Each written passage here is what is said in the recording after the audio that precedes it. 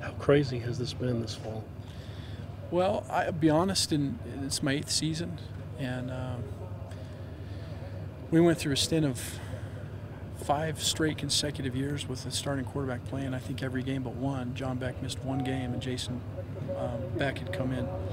And I had done a study prior to that time, and 60% over the history of BYU football, 60% of the time the backup quarterback's going to start at least one game.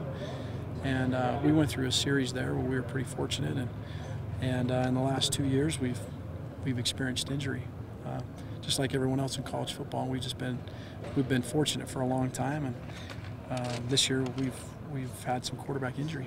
I think Taysom had 19 carries officially. Yeah. Too many, or was that a freshman with happy feet sometimes maybe running more than even was called for? He scrambled more than a handful of times, and so that adds up over time. And then he needs to protect himself when he does that.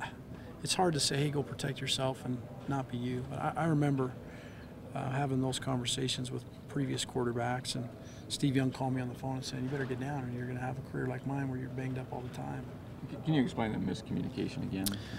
Just looking at the clock and understanding where we were in the situation, and I just had given him, I told him to let the clock run down, and he misinterpreted what I said to him.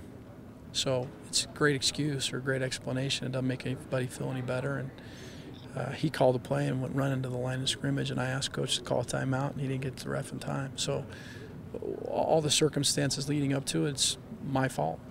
And at least that's how I feel, and I'm responsible for that. And I don't know that I'll ever get over him getting injured the way that he did, and the circumstances of how it happened. And again, it doesn't make anybody feel any better. So just an excuse, just an explanation of something that was poorly handled and miscommunicated.